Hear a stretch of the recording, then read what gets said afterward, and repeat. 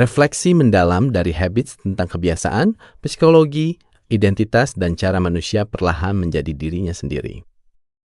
Banyak manusia berpikir bahwa perubahan hidup selalu datang dari satu momen besar. Biasanya mereka menyebutnya keberuntungan besar yang mengubah semuanya dalam semalam. Padahal seringkali hidup berubah dengan cara yang jauh lebih sunyi dari itu. Kehidupan seseorang perlahan dibentuk oleh hal-hal kecil yang dia lakukan berulang kali setiap hari. Cara dia berpikir, cara dia merespon emosi, cara dia berbicara kepada dirinya sendiri, cara dia menjalani rutinitas hariannya. Kesuksesan sering terlihat seperti keajaiban mendadak, padahal sebenarnya merupakan hasil dari ribuan keputusan kecil yang dilakukan diam-diam selama bertahun-tahun. Habit bukan hanya tindakan kecil yang diulang terus-menerus. Habit perlahan membentuk identitas seseorang. Contohnya sangat nyata di kehidupan sehari-hari. Orang yang setiap malam terus bermain judol atau scrolling tanpa batas, mungkin awalnya merasa itu hanya hiburan kecil, tetapi lama-lama otaknya terbiasa mencari dopamin cepat dan kenyamanan instan. Sebaliknya, seseorang yang terbiasa membaca beberapa halaman buku, olahraga ringan, atau menyisihkan uang untuk investasi kecil setiap bulan, sedang membangun identitas yang berbeda secara perlahan. Apa yang sering dilakukan lama-lama terasa normal. Orang yang terus melatih kesabaran mulai merasa tenang sebagai bagian dari dirinya. Orang yang terus hidup impulsif mulai menganggap chaos sebagai sesuatu yang biasa. Manusia perlahan menjadi apa yang paling sering dia ulang setiap harinya. Banyak perubahan besar sebenarnya terjadi jauh sebelum hasil luar terlihat. Sebelum seseorang terlihat sukses dari luar, biasanya ada perubahan internal yang terjadi terlebih dahulu. Cara berpikirnya berubah. Cara dia menghadapi tekanan berubah. Cara dia memandang kegagalan berubah. Mungkin hasilnya belum terlihat dalam bentuk uang, pencapaian, atau pengakuan, tetapi mental dan identitasnya sedang dibangun diam-diam. Kadang hidup terasa tidak berubah untuk waktu yang lama, padahal diam-diam diri seseorang sedang dibentuk menjadi versi yang berbeda sama sekali. Masalahnya, otak manusia sangat sulit menghargai progres yang belum terlihat. Manusia lebih mudah percaya pada hasil instan. Uang cepat terasa nyata. Validasi cepat terasa nyata, pujian terasa nyata, sedangkan growth nyata sering terasa lambat, membosankan, dan tidak terlihat. Karena itulah banyak orang berhenti terlalu cepat. Mereka merasa tidak berkembang hanya karena hasil luarnya belum terlihat. Padahal, banyak kemampuan besar tumbuh diam-diam. Sama seperti orang yang mulai investasi sedikit demi sedikit. Awalnya, uang yang terkumpul terlihat kecil dan terasa tidak berarti. Namun, bertahun-tahun kemudian, disiplin kecil itu bisa berubah menjadi kestabilan finansial yang besar. Sebaliknya, kebiasaan kecil seperti boros impulsif, membeli sesuatu hanya karena FOMO, atau terus mencari kepuasan instan juga bisa menghancurkan kondisi finansial seseorang perlahan tanpa disadari. Seseorang mungkin membaca selama bertahun-tahun tanpa merasa berubah banyak. Namun, suatu hari cara berpikirnya berbeda total. Seseorang mungkin terus belajar, jatuh, gagal, dan kehilangan waktu maupun uang.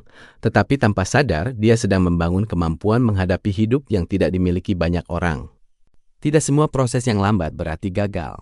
Tapi proses yang tidak dievaluasi bisa membuat seseorang tersesat tanpa sadar. Ada perbedaan besar antara suffering with growth dan suffering without direction. Ada penderitaan yang membangun manusia menjadi lebih sadar, lebih disiplin, lebih tenang, dan lebih matang. Tetapi ada juga penderitaan yang hanya mengulang pola yang sama tanpa refleksi dan tanpa arah. Waktu yang panjang tidak otomatis menciptakan mastery. Yang menciptakan growth adalah waktu yang disertai kesadaran, evaluasi, dan keberanian memperbaiki diri. Kadang bertahun-tahun pertama bukan tentang menghasilkan sesuatu, tapi tentang membangun diri yang mampu mempertahankan sesuatu saat hasil itu akhirnya datang. Banyak orang sebenarnya hidup dalam autopilot psikologis. Bangun tidur langsung membuka HP, scrolling TikTok atau Reels selama berjam-jam, mengejar hiburan cepat, lalu merasa hidupnya kosong dan tidak berkembang. Kebiasaan seperti itu terlihat kecil jika dilakukan sehari dua hari, tetapi jika diulang bertahun-tahun bisa mengubah kemampuan fokus, cara berpikir, bahkan arah hidup seseorang. Mereka bangun, melihat layar, terdistraksi menjalani hari, lalu tidur. Berulang terus selama bertahun-tahun tanpa pernah benar-benar bertanya kepada dirinya sendiri.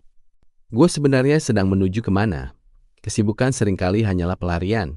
Distraksi terasa lebih nyaman daripada refleksi. Karena ketika seseorang diam, dia mulai bertemu dengan ketakutan, kecemasan, luka, dan kekosongan yang selama ini dihindari. Banyak manusia tidak dihancurkan oleh satu kejadian besar, tapi oleh pola kecil dalam pikirannya yang diulang setiap hari tanpa disadari. Pikiran manusia sangat mudah dibentuk oleh pengulangan. Orang yang setiap hari melihat konten flexing, judi online, gaya hidup instan, dan validasi sosial, perlahan bisa merasa bahwa hidup harus selalu cepat dan instan. Akibatnya, proses panjang terasa membosankan.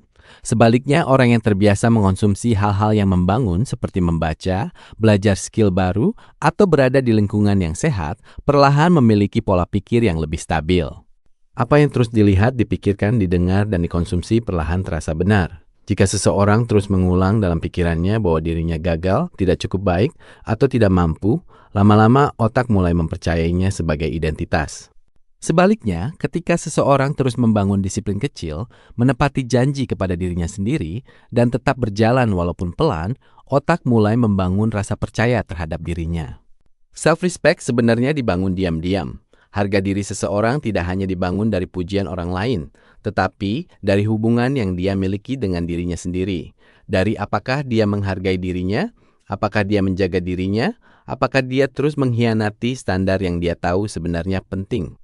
Banyak orang hidup terlalu lama dalam mode pembuktian. Mereka terus ingin terlihat berhasil, terlihat kuat, terlihat hebat, karena di dalam dirinya ada rasa bahwa dirinya belum cukup. Akibatnya hidup menjadi sangat melelahkan. Identitas palsu selalu melelahkan karena manusia harus terus menjaga image yang sebenarnya tidak benar-benar mencerminkan dirinya. Banyak manusia tidak benar-benar hidup sebagai dirinya sendiri, melainkan sebagai kumpulan pola, ketakutan, dan kebiasaan yang tidak pernah mereka sadari sebelumnya. Kesadaran diri menjadi titik awal perubahan. Ketika seseorang mulai sadar bahwa dia terus lari dari masalah, terus hidup impulsif, terus overthinking, atau terus mencari validasi, disitulah sebenarnya perubahan mulai mungkin terjadi. Sesuatu yang tidak disadari akan terus mengendalikan hidup dari belakang layar. Tetapi sesuatu yang mulai disadari masih bisa dipilih ulang. Kesadaran menciptakan jarak antara emosi dan tindakan. Orang yang matang secara emosional bukan berarti tidak punya emosi. Mereka tetap merasa takut, kecewa, sedih, dan marah. Tetapi mereka tidak langsung dikendalikan oleh emosi itu. Mereka belajar mengobservasi sebelum bereaksi. Mereka belajar menerima kenyataan tanpa terus melawan hidup. Acceptance bukan berarti menyerah. Acceptance berarti melihat kenyataan dengan jujur. Banyak penderitaan manusia sebenarnya muncul karena terus melawan kenyataan. Ingin semuanya sempurna, ingin semua orang mengerti dirinya. Ingin hidup selalu mudah, padahal hidup memang tidak selalu sesuai keinginan. Orang yang damai biasanya bukan orang yang hidupnya sempurna, tetapi orang yang berhenti perang terus-menerus dengan dirinya sendiri. Ketenangan sering datang dari hidup yang lebih sadar. Kehidupan modern membuat otak manusia terus berada dalam stimulasi tanpa henti. Banyak orang sekarang sulit duduk tenang selama 5 menit tanpa membuka HP. Sedikit bosan langsung mencari hiburan cepat. Sedikit sedih langsung mencari distraksi. Akibatnya kemampuan fokus dan kedalaman berpikir perlahan menurun. Itulah kenapa banyak orang merasa lelah mental walaupun secara fisik tidak terlalu bekerja keras. Notifikasi, video pendek, scrolling, perbandingan sosial, informasi yang tidak pernah berhenti masuk. Akibatnya banyak orang merasa lelah mental tanpa benar-benar memahami kenapa. Mereka sulit fokus, sulit menikmati kesunyian, dan sulit hadir di hidupnya sendiri. Manusia perlahan menjadi apa yang dia konsumsi setiap hari. Bukan hanya makanan, tetapi juga informasi, lingkungan, percakapan, dan emosi. Jika seseorang terus hidup di sekitar negativity, ketakutan, kemarahan, dan chaos, otaknya perlahan ikut terbentuk seperti itu. Sebaliknya, lingkungan yang sehat dan sadar perlahan membentuk cara berpikir yang lebih stabil. Healing sering terlihat seperti hidup biasa yang sehat. Tidur cukup, rutinitas yang stabil, mengurangi scrolling berlebihan, mengurangi lingkungan toksik, belajar mengatur uang, menabung atau investasi perlahan, olahraga ringan, mengurangi hidup impulsif. Hal-hal seperti ini terlihat biasa dan tidak viral, tetapi justru itulah fondasi kehidupan yang sehat secara mental dan emosional. Tidur cukup, rutinitas yang stabil, pikiran yang lebih tenang, mengurangi toksik, mengurangi overstimulasi, belajar hadir di hidup sendiri. Hal-hal sederhana ini terlihat kecil, tetapi sebenarnya sangat kuat dalam membangun kesehatan mental. Banyak perubahan besar dimulai dari momen sadar yang sangat kecil. Kalimat seperti, gue capek hidup seperti ini terus, atau gue ternyata selama ini terus lari, sering menjadi titik awal transformasi besar. Karena disitulah seseorang mulai melihat pola hidupnya dengan jujur. Growth sejati sering membuat seseorang lebih tenang, bukan lebih heboh. Semakin matang seseorang, seringkali dia menjadi lebih sederhana, lebih sabar, lebih observatif, lebih tidak haus validasi, karena dia mulai memahami bahwa hidup tidak dibentuk oleh ledakan besar, tetapi oleh pengulangan kecil yang dilakukan terus-menerus. Apa yang terasa normal bagi seseorang hari ini biasanya adalah hasil dari apa yang sudah dia ulang berkali-kali sebelumnya. Pada akhirnya, habit bukan hanya menentukan apa yang seseorang capai, tetapi menentukan siapa dirinya saat menghadapi dunia. Saat hidup memberi tekanan, manusia biasanya kembali pada pola otomatisnya. Karena itu, kebiasaan bukan sekedar rutinitas, tetapi latihan diam-diam untuk membentuk respon masa depan. Kadang manusia merasa hidupnya belum kemana-mana, padahal diam-diam dia sedang membangun kapasitas untuk kehidupan yang belum mampu dia lihat sekarang. Mungkin hasil luar belum datang. Mungkin waktu terasa banyak terbuang. Mungkin ada uang yang hilang, kegagalan yang berulang, atau proses panjang yang terasa sepi. Tetapi jika seseorang terus belajar dengan sadar, terus memperbaiki dirinya, terus membangun mental dan cara berpikir yang lebih sehat, maka proses itu tidak sepenuhnya sia-sia. Karena seringkali sebelum hidup berubah dari luar, seseorang harus berubah dulu dari dalam. Dan pada akhirnya, kehidupan seseorang sering berubah bukan lewat ledakan besar, tetapi lewat pengulangan kecil yang perlahan mengubah apa yang terasa normal baginya. Materi kali ini kita tutup dengan quotes, kesuksesan sering terlihat seperti keajaiban mendadak, padahal sebenarnya merupakan hasil dari ribuan keputusan kecil yang dilakukan diam-diam selama bertahun-tahun.